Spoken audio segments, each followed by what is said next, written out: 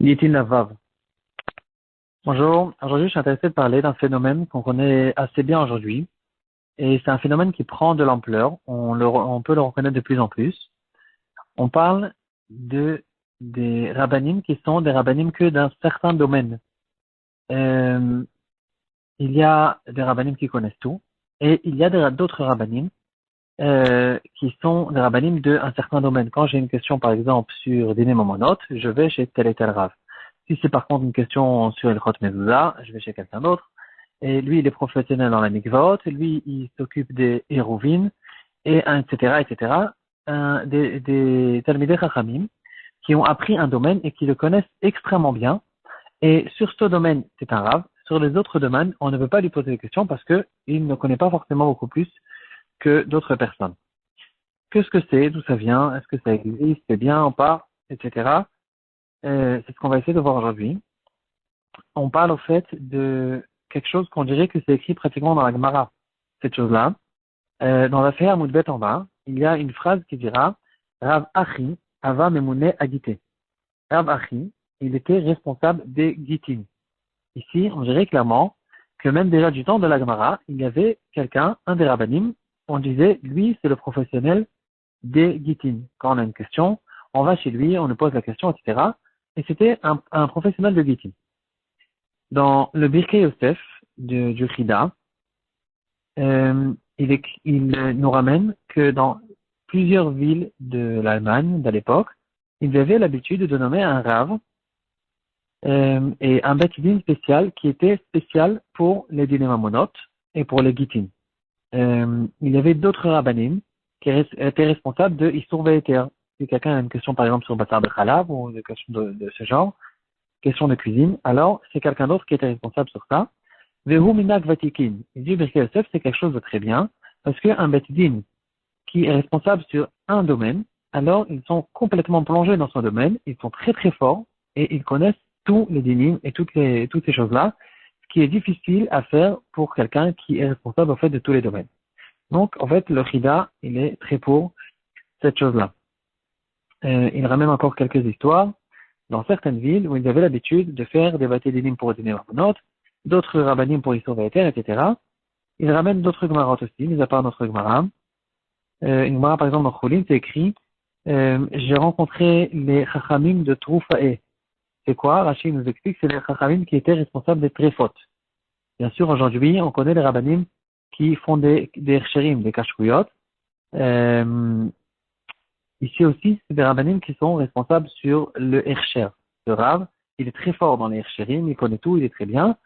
Et peut-être que dans d'autres domaines, si on va maintenant l'asseoir sur un Bedin de Néomonot, peut-être qu'il ne va pas se retrouver, il ne va pas être très fort dans ce domaine. Donc, d'après le Chida, c'est quelque chose de très bien. On met chaque personne là où il est censé être, etc. Et c'est comme ça qu'on peut faire.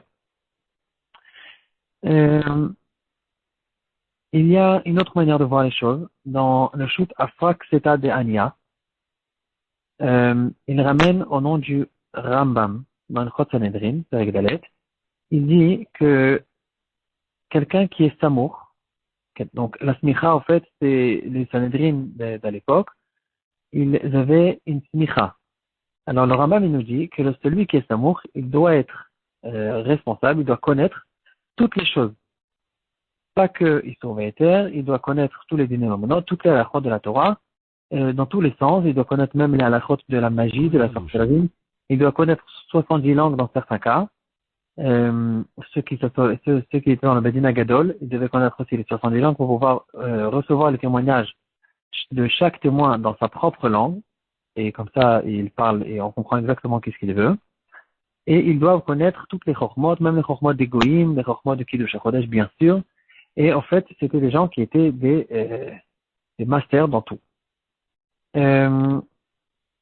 Bon, alors on peut toujours dire, c'était à l'époque, c'était les Sanhedrin, c'était d'autres générations. C'est pas quelque chose qui est peut-être bien de faire aujourd'hui. Aujourd'hui, si on ne peut pas, on ne peut pas, alors au moins qu'on prenne les professionnels de chaque domaine. Dans le shoot Meta Sorek, il n'est pas content. Il dit, c'est pas bien de donner une smicha, ce qu'on appelle aujourd'hui la smicha, c'est un nom qui a été récupéré de la smicha de l'époque. quelqu'un il fait des interrogations et il reçoit maintenant une smicha, il est rave sur telle et telle chose. Il ramène par exemple des gens qui avaient fait une smicha sur la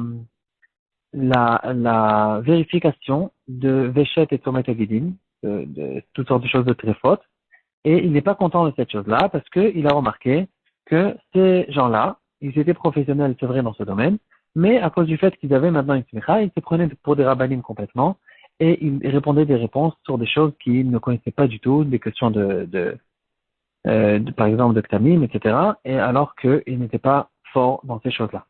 Donc, en fait, ici, il faut connaître un petit peu le pour et le contre et connaître, en fait, les proportions. D'un côté, c'est quelque chose qui est bien. Au contraire, quelqu'un qui est professionnel dans un domaine, alors il connaîtra beaucoup plus que beaucoup de gens, d'autres gens. Mais d'un autre côté, il faut que cette personne, il connaisse sa place. C'est Amakir et Makomo. Il connaît sa place, il sait qu'est-ce qu'il vaut, il sait qu'il est bien dans ce domaine et il sait aussi qu'il ne peut pas répondre des questions dans d'autres domaines. Donc, ceux qui leur posent des questions aussi, ils doivent connaître cette personne, il est bien dans tel et tel domaine, et c'est pas un mépris dans son kavod, et on ne lui pose pas de questions dans d'autres domaines qu'il ne connaît pas forcément très bien. Dans le Shut Shevet Alevi, on arrive à notre génération, Rav Osner, Chelakret, Siman Kuf Ainchet, il parle un petit peu de cette question. Il dit combien de temps un élève il doit faire shimouch devant un Rav. On a l'habitude, quand quelqu'un il veut être rave, il ne suffit pas qu'il apprenne toute la halachot et qu'il fasse les interrogations qu'il faut pour connaître la halachot au sec. Il faut bien sûr qu'il passe plusieurs années, un bon moment, où il est assis dans le Bet Hora'a, il écoute toutes les questions du rave, tout le genre de questions et comment exactement le rave il répond à telle et telle personne, il va répondre de cette manière-là. Sur cette question, il va dire cette chose-là, etc. Et en fait, dans tous les domaines, c'est comme ça. Quand quelqu'un il apprend la médecine, ça ne suffit pas qu'il connaisse tous les encyclopédies médicales. Il faut qu'il fasse un stage, qu'il connaisse halakha le maaseh, qu'il arrive dans les hôpitaux, qu'il voit comment on fait une opération, etc. Et bien sûr, quelqu'un qui ne l'a pas fait, on ne peut pas lui faire confiance. S'il n'a pas vu comment on fait, c'est la même chose dans le pilote, etc. C'est quelque chose qui est logique, c'est le chimouche qu'on fait, que on peut voir dans certains batéoras. Il y a plusieurs avrichim, plusieurs élèves qui viennent et qui sont là, qui écoutent, et qui apprennent, ils font un stage, en fait, de cette manière-là.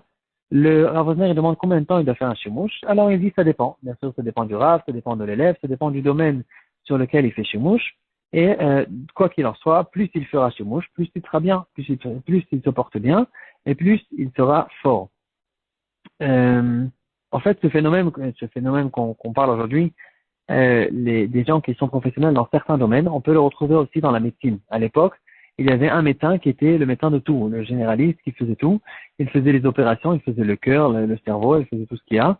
Et petit à petit, de plus la médecine, elle devient compétente, plus les, les domaines, ils se répartissent. Il y a maintenant le médecin qui est responsable je sais pas, du tympan dans l'oreille, le tympan droit, le tympan gauche, etc. Bon, en tout cas, il y a plus on connaît, plus on doit répartir les domaines. Comme ça, on arrive tout le temps chez le professionnel de ce problème spécifique exactement, qui connaît exactement le problème et qui sait comment s'occuper. Chez les rabbanim, ça devient aussi petit à petit la même chose. On a plus les grands rabbanim comme Rav Osner, Rav Eliashib, bien sûr, Rav Ovadia Yosef, qui connaissaient toute la Torah encore plus que tout le monde, que même les professionnels des domaines, eux, ils connaissaient encore plus. On n'a plus ces grands gdolim. On a quand même beaucoup de rabbanim, au Hashem, qui connaissent, et il faut savoir quel rav il est professionnel dans quelle chose, pour savoir comment demander et quoi faire. Pour finir, l'histoire qu'a raconté le petit-fils du Khatam Sofer. Il raconte que son père, le Ktav Sofer, il a demandé à son père, le Khatam Sofer, comment tu te permets de répondre à des gens qui t'amènent et t'envoient des shayelot, des questions du monde entier. Il t'envoie des questions dans tous les domaines et toi, sur place, le jour où tu as reçu la question, tu t'assois pour écrire une tchouva et tu envoies toutes les tchouvot le même jour. Comment, en fait, il a demandé à son père, le Khatam Sofer, comment tu n'as pas peur que, à cause maintenant de la vitesse que tu as répondu à la question, tu n'as pas pensé à tous les points, à toutes les choses, etc. Comment tu n'as pas peur que tu n'étais pas trompé?